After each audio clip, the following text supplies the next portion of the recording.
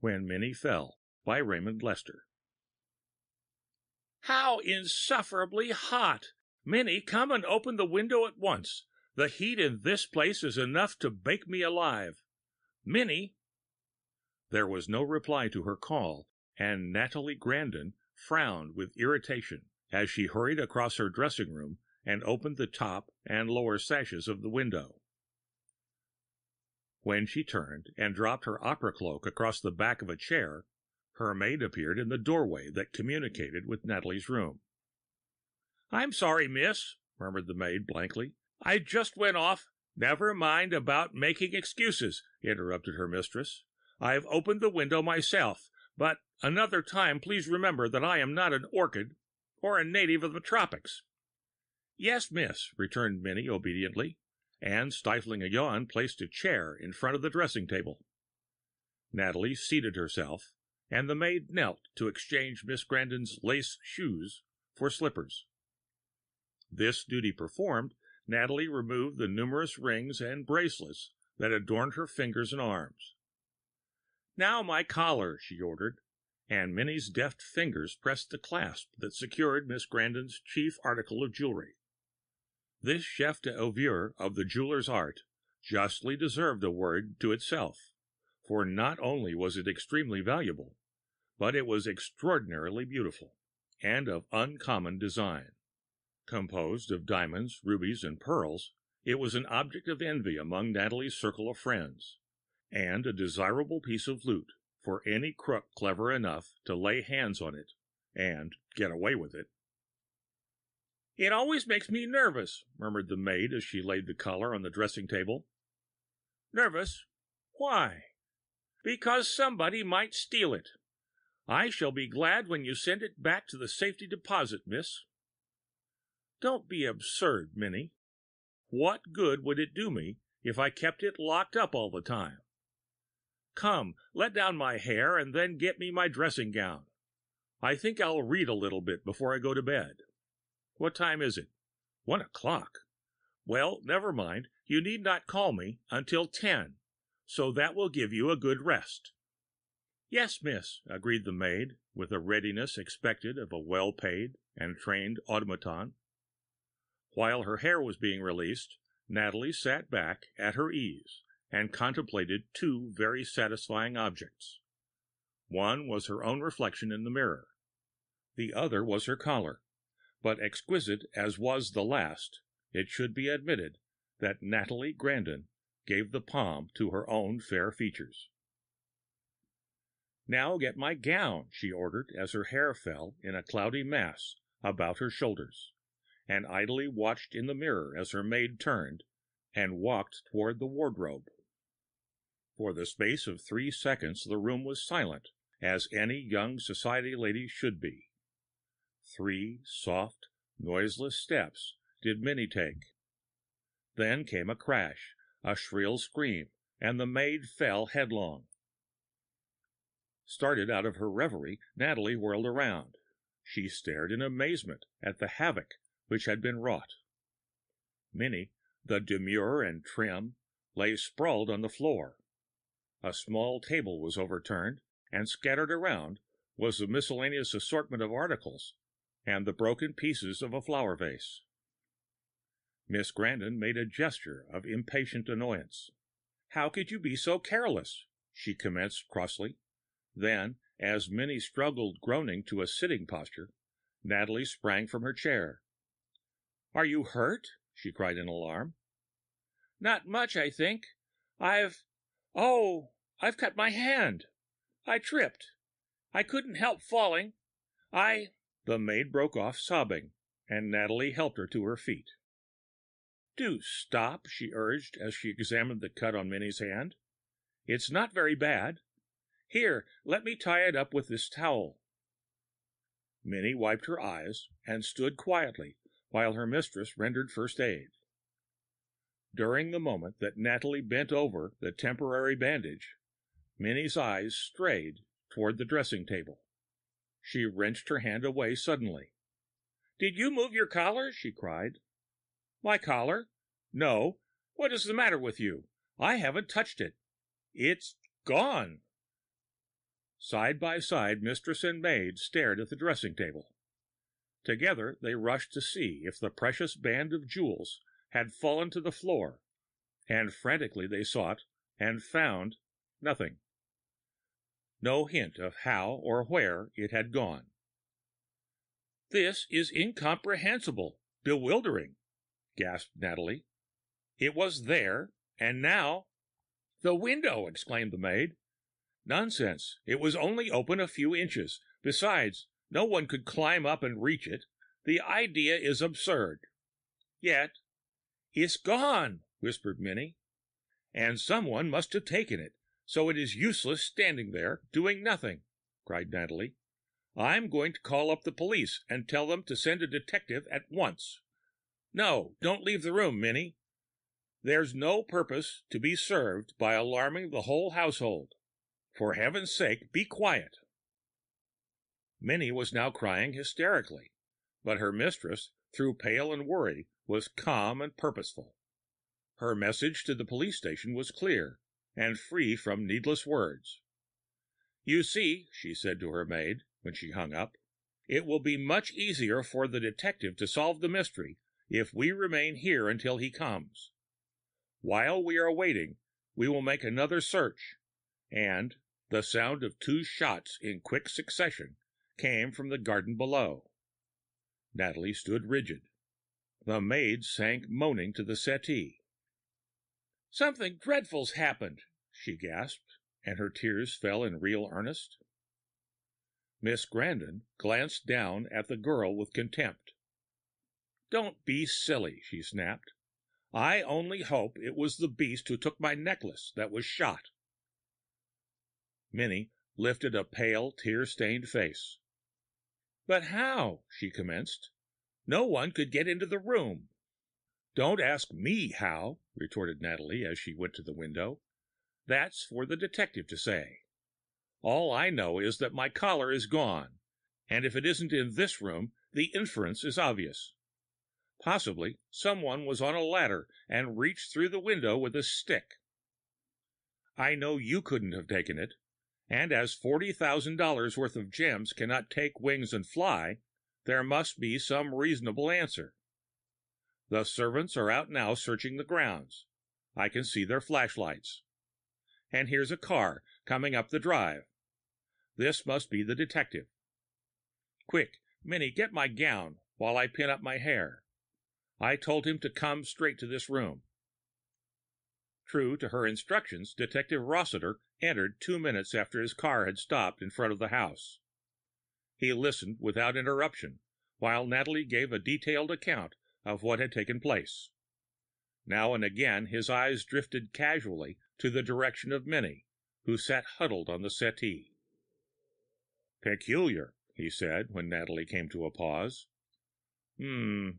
Very strange. You say you have searched the floor?" "Practically everywhere in this room." "Did you examine your own clothes?" Miss Grandin flushed slightly. "Do you mean to insinuate that I—" The detective raised a protesting hand. "I am only suggesting the possibility of an accident," he said. "The collar might have fallen and clung to your dress." "Then my maid shall search me and satisfy you on that score. It is useless to search, for, as I have already told you, she did not once approach the dressing table after placing the collar there. In fact, she did not move from behind my chair until she went to get my dressing gown. Now, Minnie, just run your hands over me and see if there's any chance I have my own property concealed about my person." There was a sarcastic note in Miss Grandin's voice as she gave this order, and a haughty tilt to her chin. But Rossiter seemed in no wise perturbed, or particularly disappointed when the collar did not show up. "It disappeared when Minnie fell," he muttered, staring at the carpet. "Let me see. This room is on the 3rd floor. Was that window open?" "Just as you see it now." "No more than that." "It has not been moved up or down since I opened it myself," said Natalie. "And the shots Have you any idea what they meant? No, I have not inquired. I saw that the noise had awakened the servants, and they were searching the grounds when you arrived. There, listen. It seems as if they have found something. I'll go down and see, grunted Rossiter. Maybe the clue to the mystery is downstairs. When the detective reached the hall, a body was being carried in by a couple of pallid-faced men servants. Shot twice through the head, muttered Rossiter, as he bent over the dead man and rapidly searched his pockets. He did not find anything that connected the stranger with the disappearance of the collar, and immediate examination of the flower beds under Miss Grandin's window showed no trace of footprints or marks of a ladder. The spot where the body had been found was some 30 feet distant from the house. Shot from behind, the man evidently had been hiding for some purpose, but the detective traced his footsteps from the road to a clump of bushes where he had been slain. At that point, the dead man's trail ended. He had not been near the house. All this, and proof that no one had climbed into Miss Grandin's window, the detective verified by daylight. At every new line of plausible explanation, he met with a check. No theory fitted the circumstance. There was no clue to be found inside or outside. The collar was gone, and the rest was confusion. Miss Grandin was above suspicion. The dead man was a doubtful factor, inasmuch that he was found in the grounds, but he had not been near the house, and there was nothing to connect his murder with the robbery of the collar. Natalie herself declared that Minnie had not approached the dressing table. What was the answer? Back in his office, the detective cudgeled his brain. No one had entered the house, none had left it. Yet, when Minnie fell, the gems had vanished. The phrase repeated itself over and over again in the detective's mind.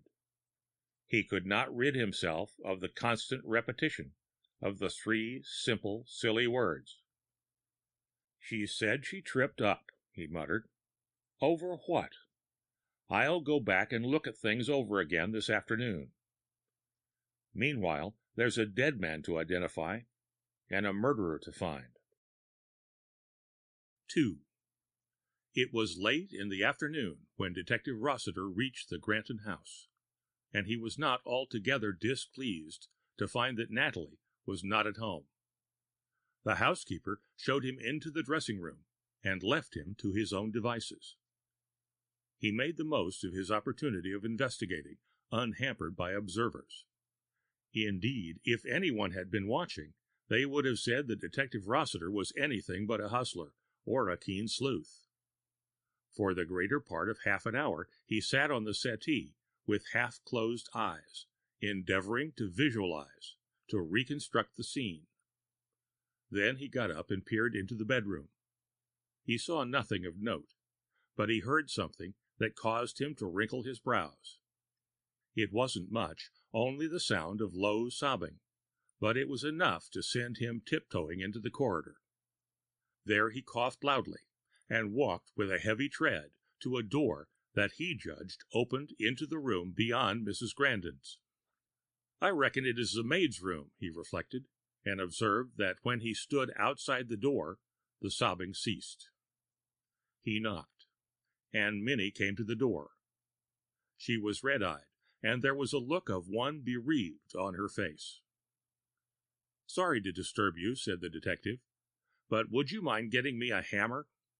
Oh, and by the way, do you remember what you tripped over?" "The carpet. There must have been a ruck in it." "Ah, yes, of course. That was it. Well, I'll wait in the dressing room while you go for the hammer." Rossiter did wait in the dressing room, but only long enough to ascertain that the carpet was tightly stretched and nailed all round the room, and to give Minnie time to reach the basement. Then he transferred himself with remarkable quickness to the maid's room. 45 seconds was the limit of his stay there, and when Minnie returned, she found him waiting on the settee. Entirely for the maid's benefit, the detective accepted the hammer and solemnly tapped on the walls, and the fact that Minnie sniffed at his futile behavior bothered him not at all. Before he left the house, Rossiter pledged the housekeeper to secrecy and asked her 2 questions. When was the oil heater in the maid's room filled, and was it ever used in Miss Grandon's dressing room? He learned that the heater had been filled the day before, and that according to Natalie's orders, it was never placed in her room. Strangely enough, the 2 trivial circumstances caused Rossiter to congratulate himself. He was far from being able to locate the missing collar, and was still laboring in the dark, but he glimpsed a distant, guiding ray of light. During his visit to the maid's room, he had seen by the indicator on the heater that it had been burned several hours. Also, he had noticed 4 telltale curved marks on the soft pile of the carpet near Natalie's dressing table. So far, so good, he murmured as he left the house. Now to look up the history of the man who was shot, and to play a waiting game. For 3 days, Rossiter resolutely kept out of communication with Natalie Grandin. On the 4th day, he called on the young lady and lugubriously informed her that neither he nor any of the police had any clue or hope of recovering her jeweled collar. Miss Grandin did not disguise her scorn or indignation, and Rossiter received her scathing remarks in humble silence. Even Minnie's smile was superior and disdainful, and she tossed her head with open disparagement when he left the room on an errand for her mistress. Then a twinkling. There came a surprising change over the detective. His whispered words caused Natalie to open her eyes in astounded amusement. "That was a bluff," announced Rossiter. "I have discovered some evidence that may perhaps lead to the recovery of your collar. But it all depends on your keeping up the pretense that I have given over the case. Tell everybody what a fool dub I am, and let it be understood that you have relinquished all hopes of getting back your gems. Remember, that's $40,000 worth of jewels you will probably never see again if you give the slightest hint of the truth." A week later, Rossiter traced the man that had been found dead in front of the Grandin house. But although he found that the man's name was Fayette, and made some interesting discoveries regarding his antecedents, he failed to connect with the one who had shot him. While he was thus at a standstill, the one event he had deliberately played took place. The news came simultaneously to him from one of his watchers and Miss Grandin. "Minnie's beat it," came the message from his associate detective who had been tipped off to watch the Grandin house. "My maid has left," telephoned Miss Grandin. "Of her own accord?" asked Rossiter. "Yes, in a way. I discharged her because she insisted on having more money." The detective smiled as he replaced the receiver. "So Minnie has found a way of skipping free without giving reason for suspicion," he murmured. "Clever girl, that. She doesn't wait on a chance to serve her turn.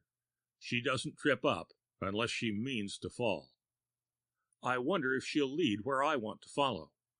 If so, and I've doped it all out right, there's some that's been sniggering at me that'll have to hand me a bouquet. There's nothing like letting a chicken think you're an old has-been, or a never-were." For 36 hours following Minnie's departure from the employ of Natalie, she did nothing that gave her watchers any help in support of the theory that Rossiter had formed. But the detective counseled caution and patience. "She's laying low," he declared, when it was reported that Minnie had been to several employment agencies and was hunting for a job. Depend upon it that a woman who had self-control enough to hide her feelings on the night that Fayette was shot is not likely to give herself away by doing anything in a hurry. When I found her crying in her room, I had my doubts about her doubled, and since we now have proof that she was Fayette's wife, I guess it is worthwhile giving her all the rope she wants. I know she put the heater in Miss Grandon's room, and although I haven't the least idea where the collar went, it's $1,000,000 to a peanut shell that Minnie Fayette had her finger in the pie. If we arrest her on suspicion, she'll play dumb, and we'll lose the goods. Let her rip. It is an even chance that she's after revenge, and that connects us with the guy who finished Fayette. Soon words came from Rossiter's shadows that the moment was ripe for him to get on the job. 3. By 9 o'clock on the evening of the second day, the mystery of the vanished collar was solved. With the jewels in his pocket and 3 prisoners, Rossiter arrived at the station house and told his story. And as he had successively bagged the murderer of Fayette, the receiver of stolen goods, and Minnie, he was listened to with absorbed interest. This woman here, he stated, pointing to Minnie Fayette, engineered the whole business.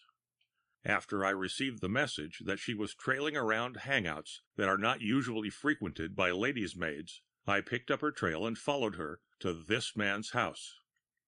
I heard her accuse him of killing her husband, but I did it in self-defense, cried the younger of the 2 men. Fayette wouldn't pass on the collar as we'd agreed. I grabbed his gun and... Shut up, snapped Rossiter. You can tell your yarn later. All that I care about now is the fact that you killed Fayette, sloped with the collar, and cached it with this old fence here. You all are in the soup, and the judge'll fix the responsibility where it belongs. The detective turned again to the lieutenant. There was a whole lot of talk between Minnie and this man, he continued, but to cut it short, it amounted to her agreeing to accept half of what the receiver had promised her husband's murderer. I tagged after them when they went to the fence's place. They all started squealing, one on the other, when I showed up, and here they are, all merry and bright. This, the detective laid the collar on the lieutenant's desk, I found in the receiver's house, and these, a gun and this ball of fishing line, were hidden in the other feller's room. It explains a good deal that fogged us. Have a look at it, and you'll see how they got away with the collar. Cute, murmured the lieutenant, as he unwound the ball and examined the string. Well, you'd better cut along to Miss Graydon. You can tell us the rest later. I guess we can take care of these beauties until you get back.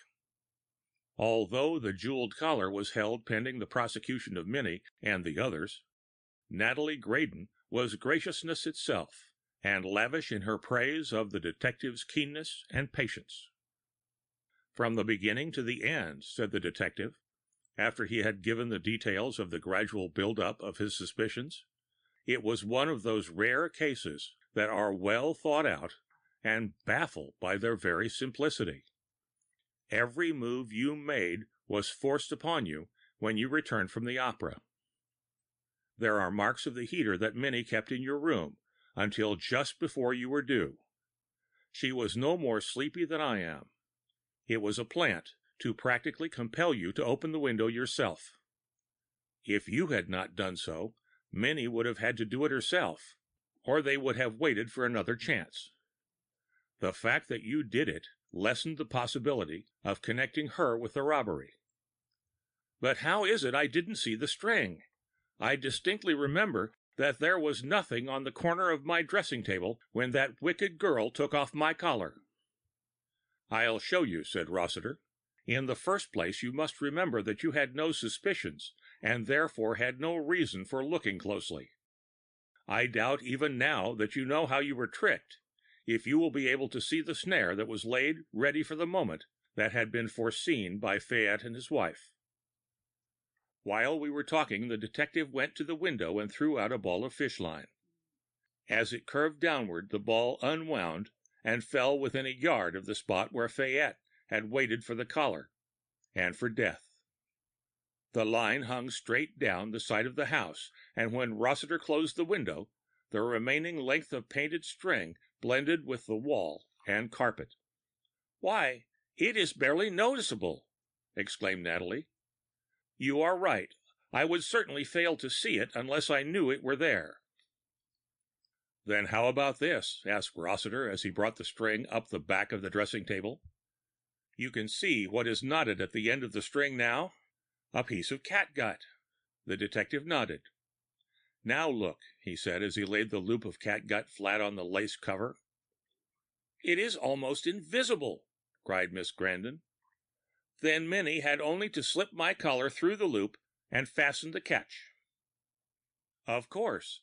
And the sound of your collar being jerked away was entirely covered by the noise that was made when Minnie fell. The racket was bound to make you turn around, and her scream was the signal for her confidant to haul away. That was the critical moment, but Minnie didn't trip or stub her toe by accident, for there is no crease or ruck in the carpet. That little lie she told helped some. The marks of the heater helped some more. And the rest was easy." The end of When Minnie Fell by Raymond Lester.